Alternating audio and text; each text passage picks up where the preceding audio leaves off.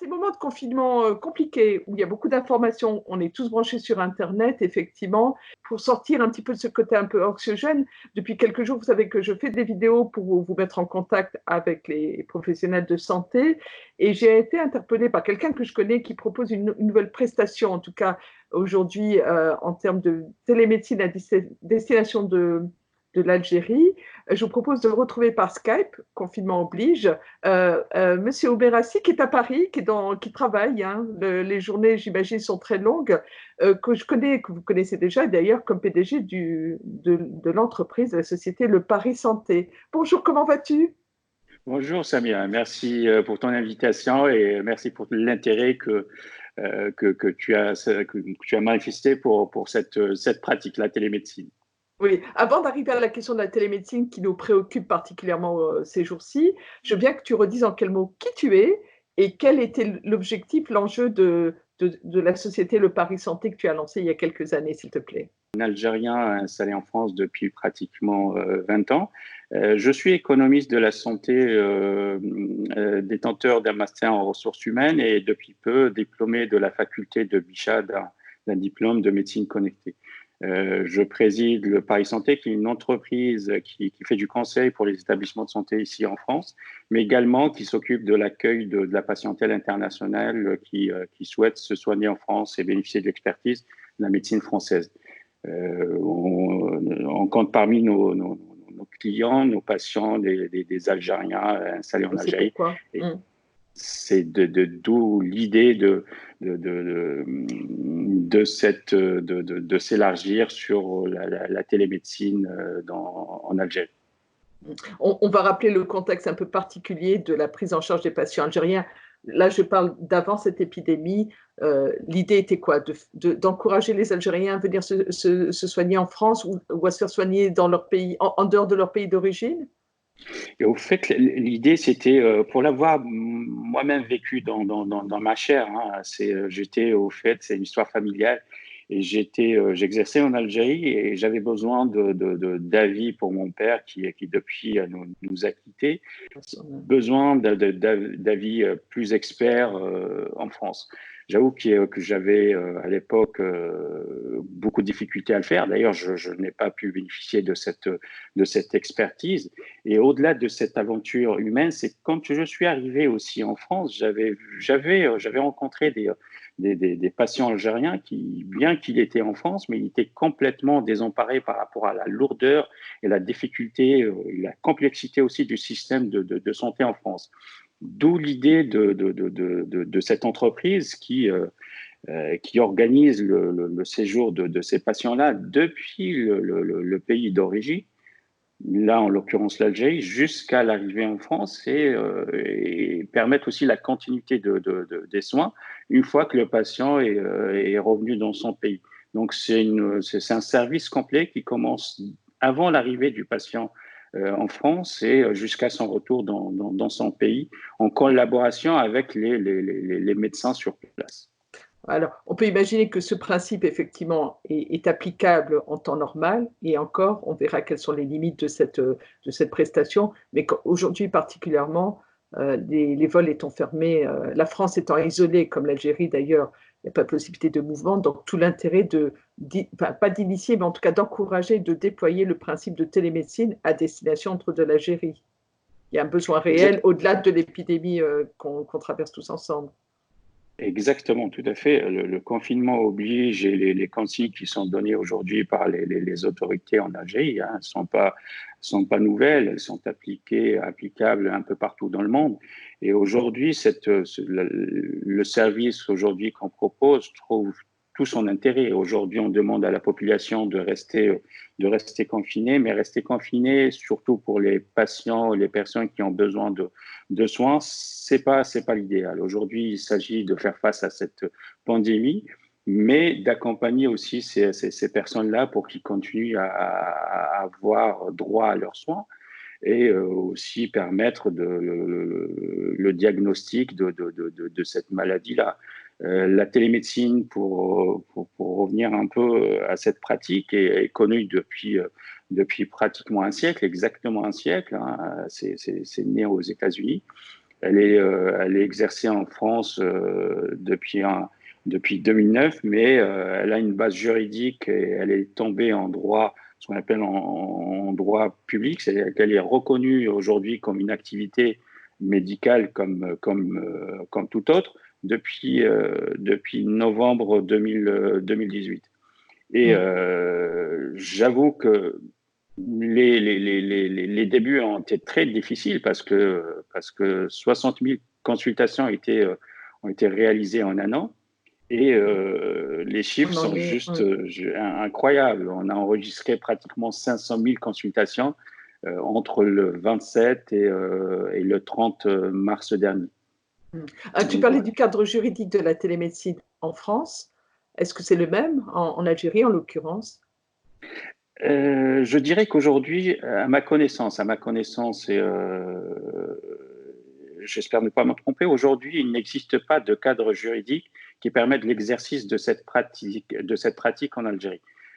Si ce n'est qu'hier, où on a eu le droit au tweet du président qui saluait la mise en place de cette pratique, c'est la téléconsultation à l'hôpital de Tizi Ouzou. J'espère que au-delà de ce tweet, c'est une orientation qui est donnée au ministère de tutelle pour mettre en place et accompagner cette pratique ô combien nécessaire aujourd'hui dans le contexte que l'on vit en Algérie d'ailleurs. On rappellera que la télémédecine ou la téléconsultation a ses limites malgré tout.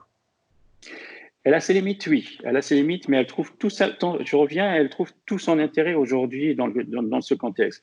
Je rappelle juste que 80% des consultations dans un cabinet normal ne donnent pas lieu à un examen clinique. C'est-à-dire, vous allez voir votre médecin, 80%. Dans 80% des cas, le médecin ne met pas n'a pas besoin de mettre la main sur votre ventre pour vous examiner. Il reste les 20%, oui, vous avez raison. En cas de doute, le médecin reconvoque ou demande au patient de passer dans son cabinet ou l'orienter vers un spécialiste qui pourra le recevoir le plus rapidement possible.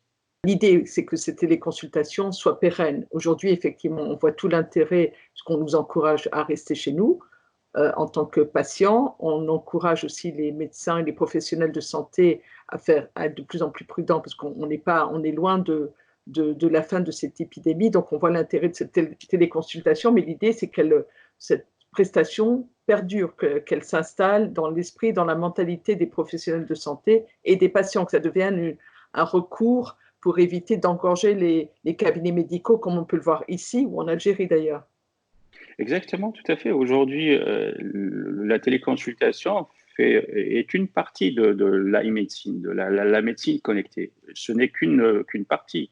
La télémédecine, c'est aussi la téléexpertise, c'est-à-dire mettre deux médecins experts entre eux pour demander un avis. C'est les télésoins, c'est surveiller un patient à distance. C'est plein d'autres choses, plein d'autres applications. Aujourd'hui, je vous donne l'exemple d'un de nos citoyens co-citoyen qui est dans le Hagar et qui a besoin de voir un spécialiste sur Alger. Il va faire 48 heures pour y arriver, dans quelles conditions il va faire son déplacement, avec qui il va faire son déplacement, s'il a les moyens de le faire aussi. Aujourd'hui, si on va digitaliser cette médecine, et on peut le faire aujourd'hui, les moyens existent et pour rien en plus. Aujourd'hui, il n'aura qu'à cliquer sur un bouton d'ordinateur ou de smartphone pour avoir le médecin qui a 2000 km en face de lui expliquer sa problématique. Exactement, un smartphone, et je pense que tous les Algériens aujourd'hui sont équipés d'au moins, je dirais, d'au moins un smartphone et de dernière génération, suite d'un smartphone, un ordinateur et d'une connexion Wi-Fi ou 4G. Moi, j'ai eu à utiliser la connexion 4G en Algérie. Je dirais que parfois, elle est meilleure que celle qu'on peut trouver en France. Donc, pas besoin de grand-chose. Exactement, voilà. Aujourd'hui, on a besoin d'un téléphone. Tout le monde a un téléphone, une connexion 4G ou Wi-Fi, et puis une organisation derrière, comme celle de la télémédecine que propose le Paris Santé, mettre un médecin en face, mais surtout, s'assurer que celui que vous avez en face est bel et bien un médecin certifié. Voilà. Voilà. Alors, est-ce que télémédecine est déjà opérationnelle, est déjà déployée? Comment ça se passe? Télémédecine peut être déployée dès demain. On est sur les dernières retouches. On est en train de faire appel pour remplir nos plages horaires à des bénévolats de médecins, qu'ils soient en Algérie ou qu'ils soient installés en France ou ailleurs d'ailleurs. Et je profite de cet espace pour leur lancer cet appel-là. Nous avons besoin de médecins à destination pour nos concitoyens en Algérie, pour leur proposer des téléconsultations qui soient généralistes ou auto-spécialistes. Pour les conseiller sur cette période qu'on est en train de vivre pour la maladie du Covid, mais au-delà de cela, c'est pour les aider à gérer leur maladie en cette période aussi. Voilà, donc je profite, merci de m'avoir permis de le faire, Samia, de faire appel à tous les médecins qui soient installés en Algérie ou ailleurs pour rejoindre Télémédecine Algérie par le biais du Paris Santé.